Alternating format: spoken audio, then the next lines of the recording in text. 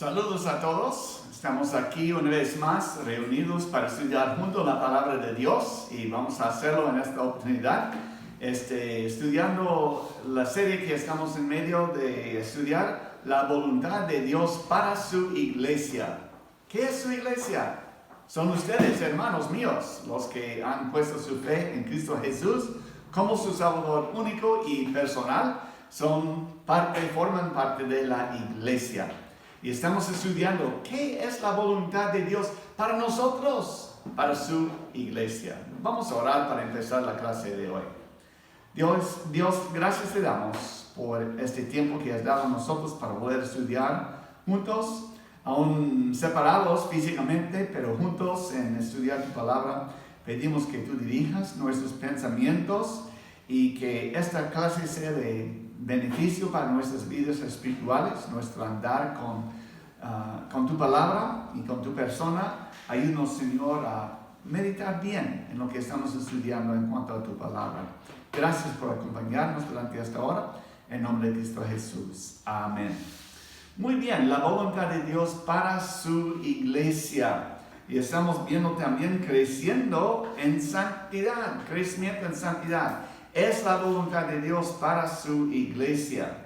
Hoy día nos toca estudiar la provisión de Dios para crecer en santidad por medio de la palabra de Dios. Ese es el título de la lección que vamos a estudiar hoy. Una vez más, voy a mencionar que la hoja del alumno que han recibido es la misma hoja para hoy y para la próxima vez que vamos a encontrarnos, porque es una lección en dos partes, pero es una sola hoja, por favor. Bien, la provisión por medio de la palabra de Dios, la provisión para la santidad, para la iglesia. Eso es la voluntad de Dios para su iglesia. El versículo clave que tienen sus hojitas o aquí en la pantalla también viene de 2 Timoteo capítulo 2 y versículo 15. Procura con diligencia presentarte a Dios aprobado, como obrero que no tiene de qué avergonzarse, que usa bien la palabra de verdad. Hermanos, que sea este versículo la verdad de nuestras vidas, que seamos nosotros personas presentados a Dios, aprobados por Él, porque estamos viviendo nosotros en santidad. ¿Qué es la voluntad de Dios para su iglesia, para cada creyente? Encontramos la respuesta en Romanos 8 y versículo 29, la última parte del versículo, pero voy a leerlo todo. Dice, porque a los que antes conoció, también los predestinó, para que fuesen hechos conformes a la imagen de su Hijo, para que Él sea el primogénito entre muchos hermanos. En medio de este versículo tenemos esta frase, para que fuesen hechos conformes a la imagen de su Hijo. Hemos notado antes en el espejo que vemos ahí nuestra cara, ¿no? La parte física. Pero la pregunta es, ¿qué pueden otros ver de Cristo en y a través de nuestras vidas? Ojalá que estemos nosotros así viviendo de tal forma que cada día seamos nosotros hechos más y más conforme a la imagen de Cristo Jesús. Dios nos llama a la santificación, el hecho de ser separado del pecado y separado para Dios, ¿no? La santificación.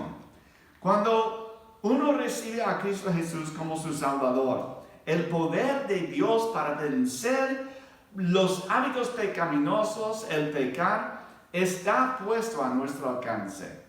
1 de Juan 4:4 dice una parte del versículo, mayor es el que está en vosotros que el que está en el mundo. Si en verdad creemos esto y es la palabra de Dios para nosotros, entonces debemos de creerlo, ¿no? Tenemos la seguridad, la certeza que Dios está a nuestro lado y que no hay ninguna tentación que pueda ser mayor que no podemos nosotros vencer con la ayuda de nuestro Dios en nuestras vidas. Mayor es el que está en nosotros, ¿no? Es cierto.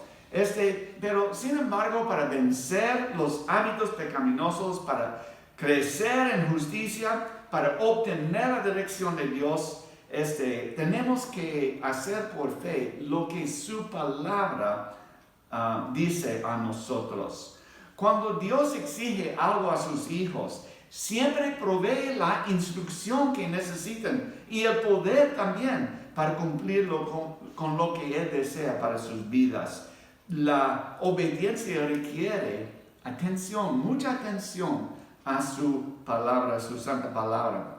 Examinamos en primer lugar en sus hojitas ahí, Romanos número 1, nuestra actitud hacia la palabra de Dios. Nuestra actitud hacia la palabra de Dios.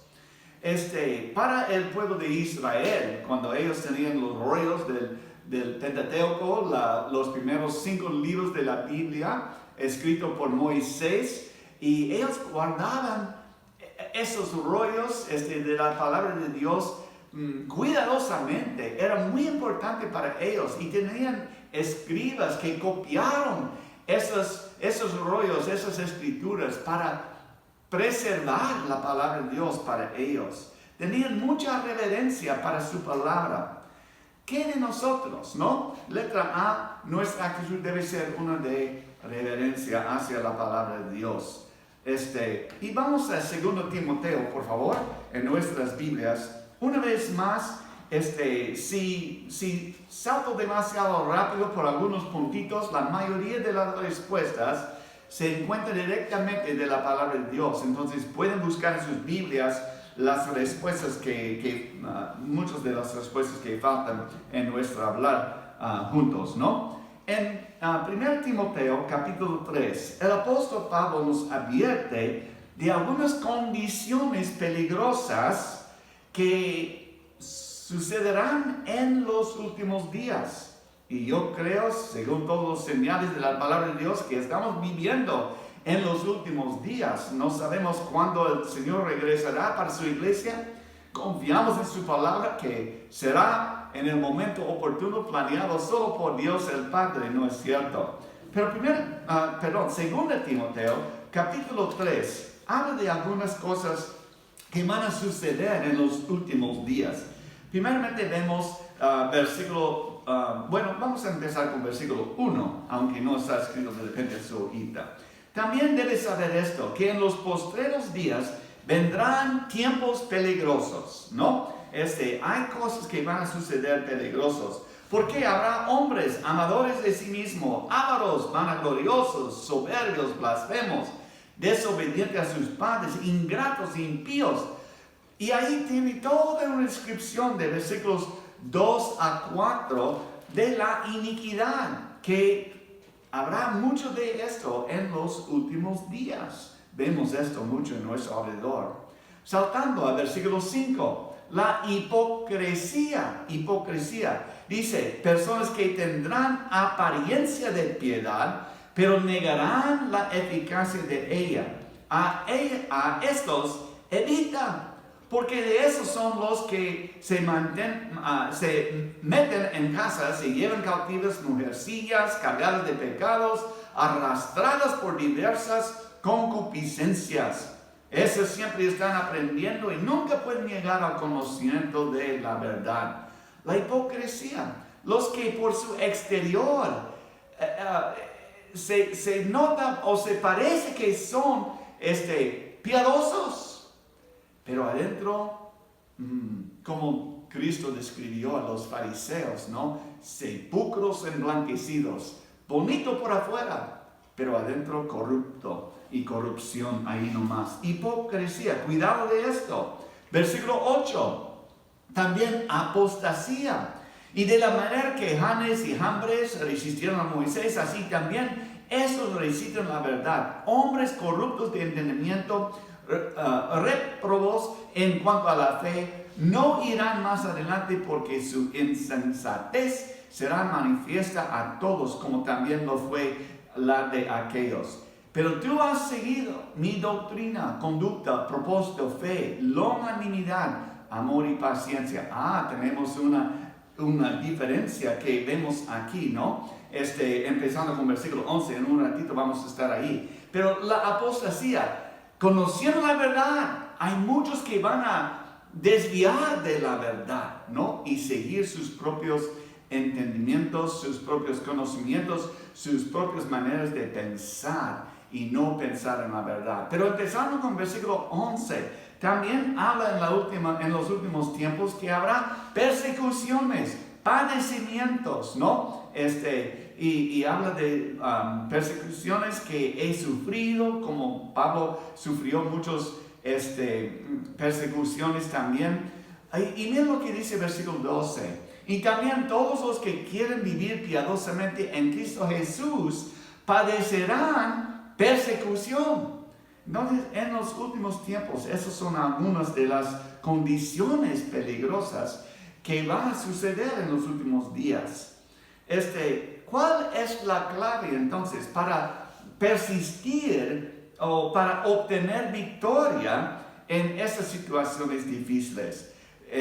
Encontramos esto en versículo 14 del mismo capítulo. Dice, pero persiste tú en lo que has aprendido y te persuadiste sabiendo de quién has aprendido, que desde la niñez has sabido las Sagradas Escrituras. Entonces, aquí es una advertencia, una amonestación, unas instrucciones para Timoteo de su padre en la fe, de Pablo, ¿no? Diciendo, hay que persistir en lo que has aprendido. La única manera de derrotar a Satanás y sus mentiras es con la verdad de Dios en nuestras vidas.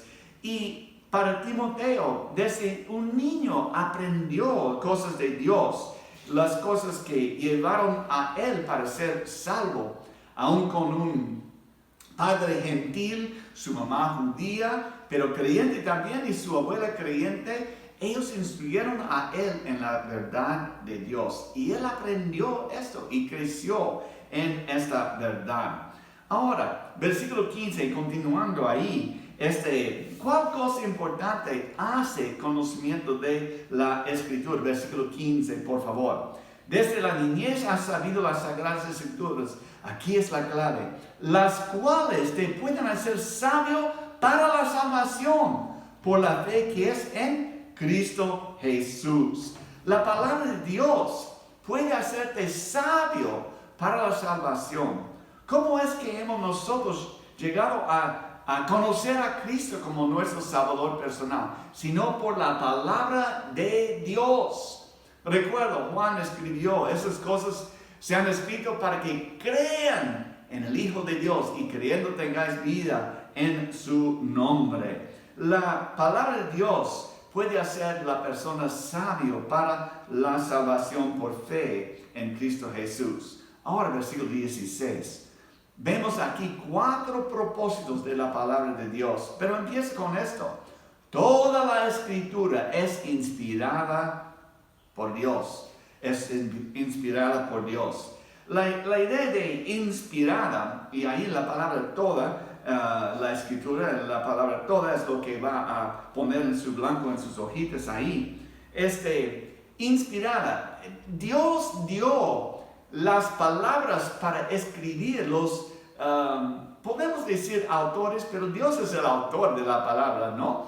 Y en verdad solamente son los escritores los que escribieron lo que Dios dio a ellos para escribir. Toda la palabra de Dios, de Génesis 1:1 al fin de Apocalipsis, toda la Biblia es inspirada por Dios. Por eso es confiable, es la verdad, viene de la verdad, viene de Dios directo. Tenemos nosotros que creerlo porque es la palabra de Dios, ¿no? Ahora, ¿qué dice de estas escrituras? Toda la escritura es inspirada por Dios. Y primeramente, útil para enseñar, útil para enseñar. La idea de enseñar es la idea de doctrina. Habla de lo que es correcto. Ahí en la palabra de Dios, vamos a ver que la palabra es útil para enseñarnos doctrina. Cómo debemos nosotros de vivir, la manera de vivir correctamente, ¿no? Y continúa para redarguir. De repente, esa es una palabra un poquito rara, no siempre lo usamos esta palabra, pero redarguir es para enseñarnos lo que no es correcto. Si la primera parte, útil para enseñar, demuestra lo que es lo correcto, redarguir demuestra lo que no es correcto. Pero continuamos con esa idea de lo correcto, porque dice, para corregir. Es decir, instruye cómo hacer las cosas incorrectas, correctas. ¿Me entienden? Entonces, vemos lo positivo, ¿no? Al principio, es útil para enseñar, para dar instrucción en lo correcto, para redarguir, es decir, para instruir lo que no es correcto. Y ahora para corregir, si estamos manejando algunas verdades mal, ¿no? Es para ponernos en el camino correcto una vez más. Y uno más, para instruir en justicia. Y esa es la idea de cómo mantener la verdad, mantener lo que es correcto en nuestras vidas. Qué bonito que un versículo nomás explica a nosotros el propósito de esta palabra que tenemos en nuestras manos ahora. Pero no termina la instrucción a Timoteo ahí. Tenemos que ir a versículo 17 también. A fin de que, el propósito de todo esto, hablando de lo correcto, lo no correcto, cómo corregir y cómo mantener la instrucción correcta, aquí es su fin, su propósito. A fin de que el hombre de Dios sea perfecto. ¿Perfecto?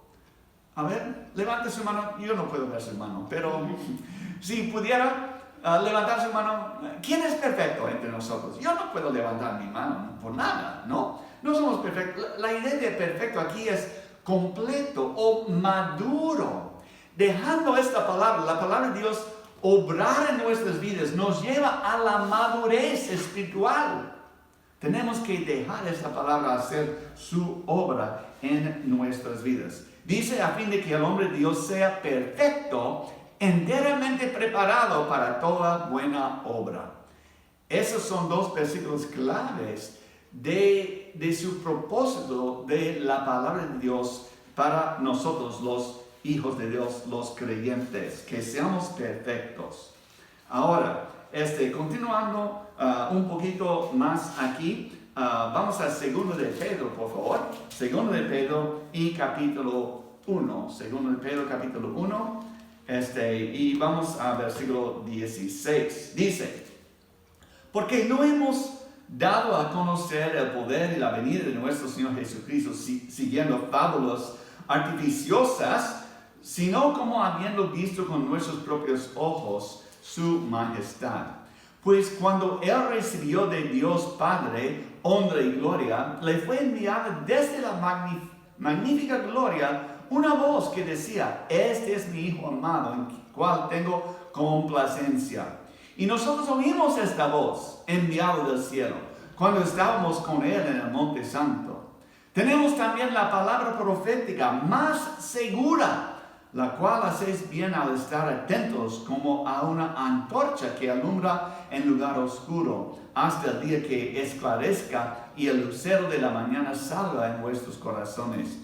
Entonces, ahí tenemos que ver que la palabra de Dios es la palabra profética, ¿no? Y esta palabra es más segura que las experiencias. Usa aquí la palabra de las fábulas, es decir, las enseñanzas de repente arreglado por el hombre o propuesto por el hombre. Esas cosas no son nada en comparación con la verdad de Dios, que es para nosotros la palabra profética más segura, porque es palabra que viene de frente de Dios. Ahora, aproximadamente, se dicen los que estudian la historia de la palabra de Dios, unos 40 hombres, diferentes hombres, escribieron las escrituras bajo la inspiración especial de Dios durante un periodo de unos 1500 años. ¿Quién específicamente entonces inspiraba a esos hombres? Ya hemos leído en Timoteo, ¿no? El Espíritu Santo inspiró toda la Escritura. Toda la Escritura es inspirada por Dios. Entonces tenemos que ir, ya terminé con versículo 19, tenemos que ir a versículo 20 también. Aquí estamos en 2 de Pedro. entendiendo primero esto, que ninguna profecía de la Escritura es de interpretación privada. Y de repente son dos maneras de entender esta porción aquí. Es decir, que lo que está escrito no es simplemente la idea de la persona que lo escribió, sino es palabra de Dios para nosotros, que Él inspiró el escritor cómo escribir la palabra de Dios. Pero por otra, que una sola persona no puede simplemente interpretar las escrituras y decir, eso es la verdad, sin ver todo el contexto de la Biblia y cómo Dios armó toda la Biblia en armonía entre 40 escritores por 1500 años, una sola verdad de Dios inspirada por el Espíritu Santo. Versículo 21. Nunca la profecía fue traída por voluntad humana, sino que los santos hombres, y aquí es la clave de Dios, hablaron siendo inspirados por el Espíritu Santo. Entonces, notamos esto al principio, que es palabra de Dios. Ahora vamos al libro de Salmo 119, y una porción de la enseñanza de este capítulo, que es el capítulo más largo de toda la Biblia, Salmo 119, tenemos una pregunta aquí. ¿Cómo describe la palabra de Dios en esos pasajes, no? Versículo 24, tienen la cita ahí en sus hojitas, creo, ¿no? Versículo 24, escucha, dice, pues tus testimonios son mis delicias y mis consejeros. Entonces, la palabra de Dios para nosotros debe ser delicia y consejera. Es algo que aconseja a nosotros. Versículo 72, estamos solo en el Salmo 119, ¿no? Mejor me es la ley que tu boca, que millares de tu boca, que millares de oro y plata. ¿Cuánto vale esta palabra para nosotros? Estamos hablando de reverencia hacia esa palabra, ¿no? ¿Es mi delicia? ¿Es con más valor que oro y plata para mí? ¿No? Versículo 89. Para siempre, oh Jehová, permanece tu palabra en los cielos. Es para siempre. Hablado una vez, escrito por el hombre, inspirado por Dios, es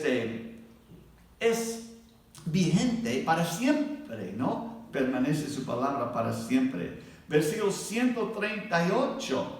Tus testimonios que has recomendado son rectos y muy fieles. Rectos son y muy fieles las palabras de Dios. Versículo 140. Sumamente pura es tu palabra y la ama tu siervo. Su palabra es pura.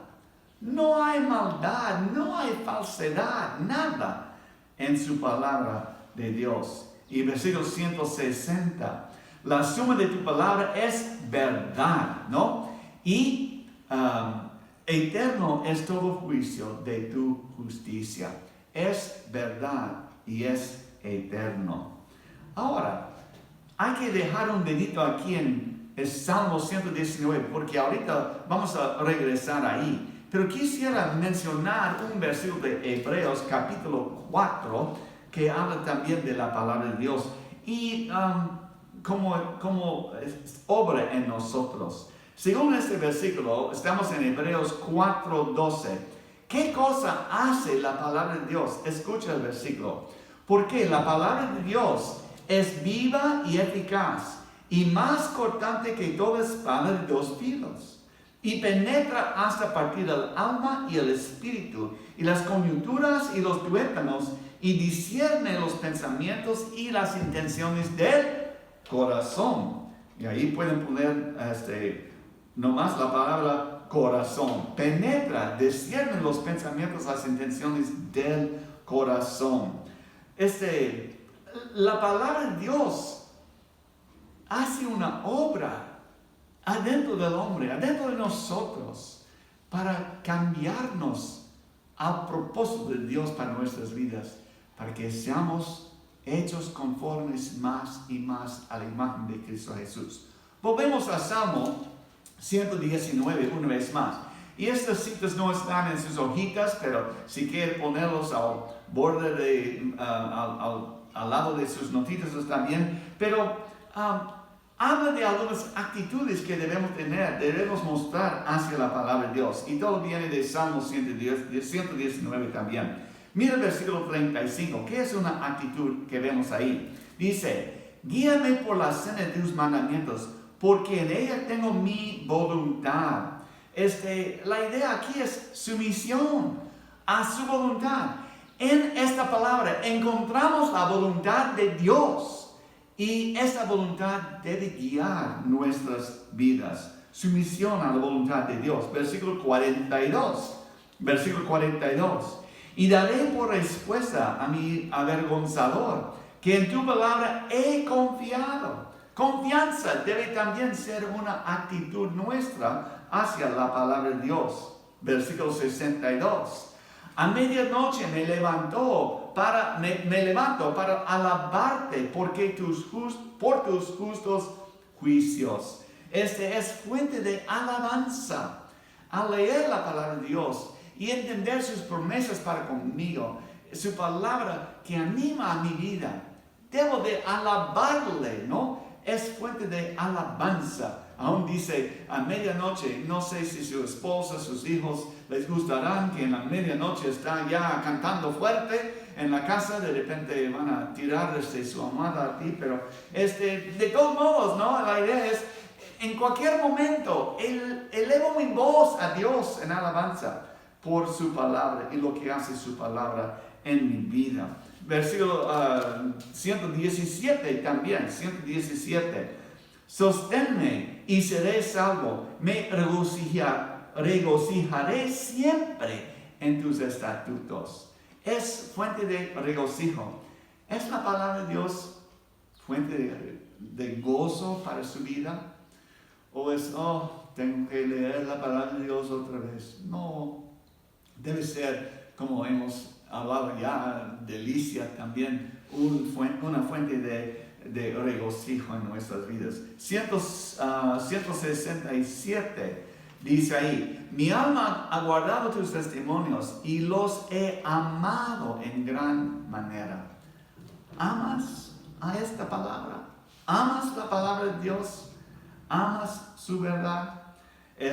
Y por fin también este versículo, he guardado tus testimonios. Es la idea de obediencia que debemos tener también hacia la palabra de Dios. Y a la verdad, eso nos lleva de frente al siguiente blanco en sus hojitas, que es obediencia. No solamente debemos tener una reverencia hacia la palabra de Dios, pero obediencia también.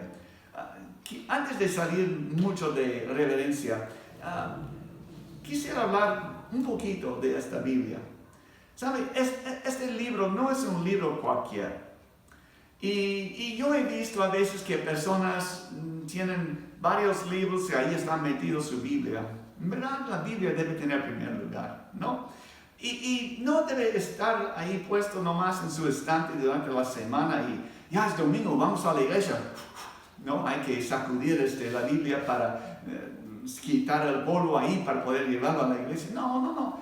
Reverencia es, lo pongo en un lugar alto, de autoestimo, ¿no?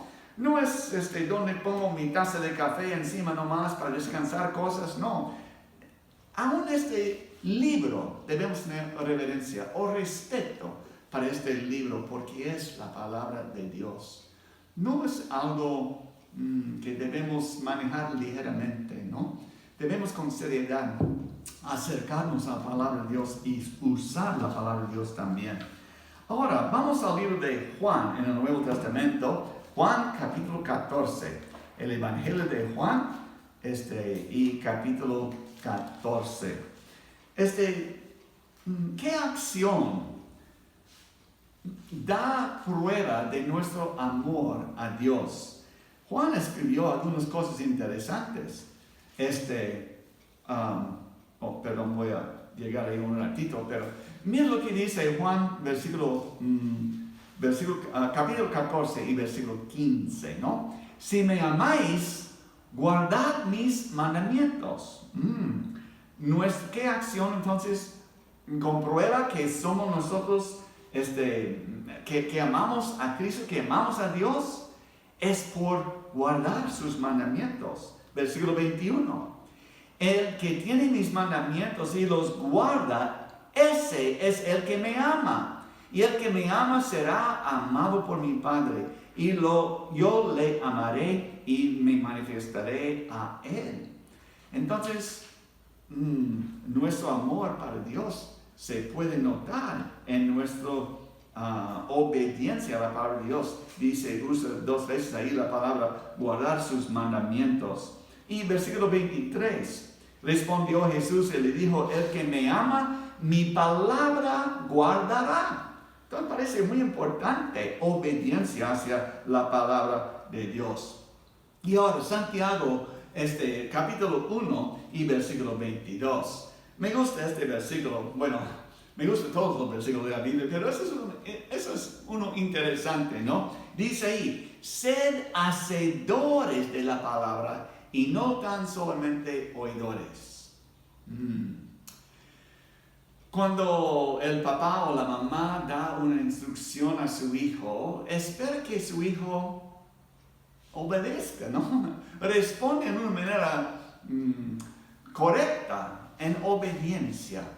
Igual con las instrucciones de Dios para nosotros. Debemos responder en obediencia, haciendo, no solamente escuchando. A veces parece que llegamos a la iglesia, escuchamos un sermón, pero entra por un oído y sale por el otro, porque no hace nada de cambio en la vida. La palabra de Dios, como hemos leído ya en Hebreos, que penetra hasta el corazón, ¿no? Discierne nuestros pensamientos. Esta palabra es muy importante, debemos dejarlo hacer su trabajo y debemos obedecer lo que dice sus palabras. Y Eclesiastés capítulo 12 y versículo 13 dice esas palabras. La responsabilidad del hombre mayor es esto: temer a Dios y guardar sus mandamientos. Eso es el todo del hombre. Nuestra responsabilidad es de temer a Dios. Eso en obediencia debemos de hacer y guardar sus mandamientos. Y lo bonito, 1 de Juan 5, versículo 3, habla de cumplir sus palabras, cumplir sus mandamientos. Dice, no es gravoso, no es demasiado difícil para hacer, no es algo imposible para mí, para cumplir.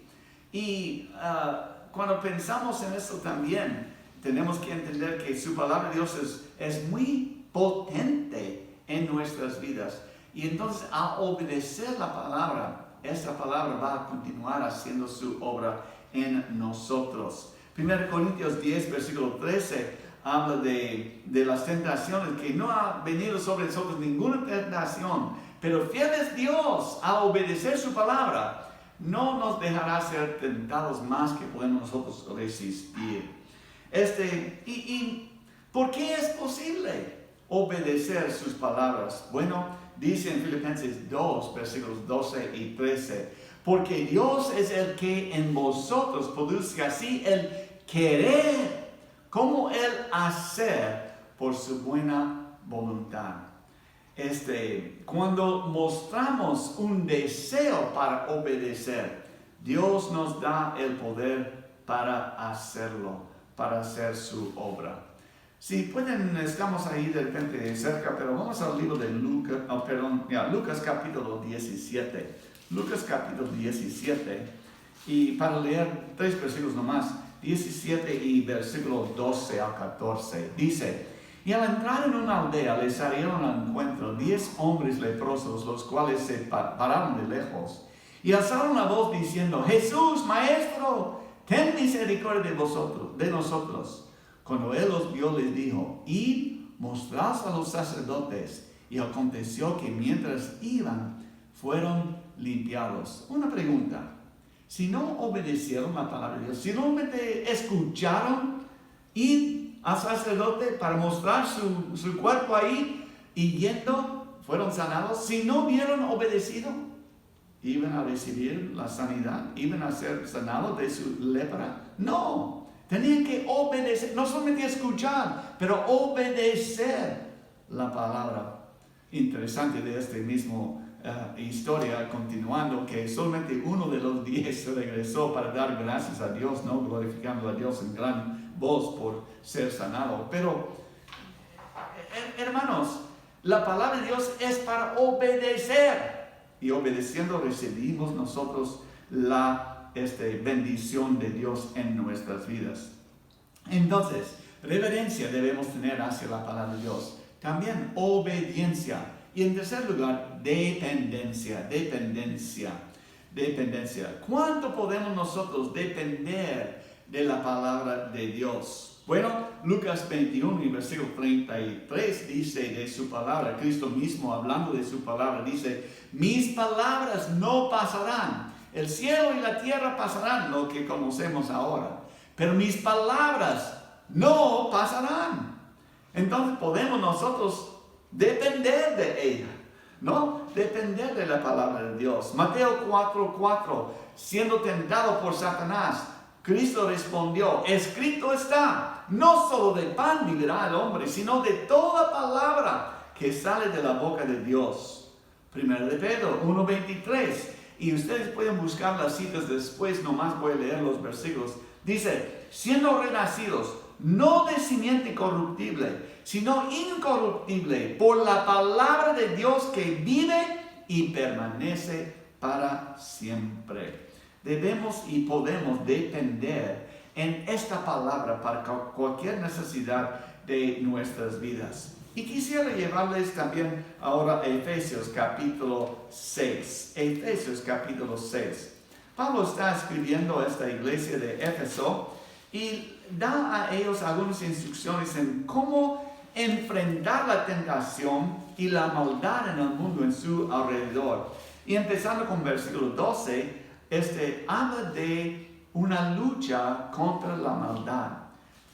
Efesios 6:12 dice: porque no tenemos lucha contra sangre y carne, sino contra principados, contra potestades, contra los gobernadores de las tinieblas de este siglo, contra jueces espirituales de maldad en las regiones celestes.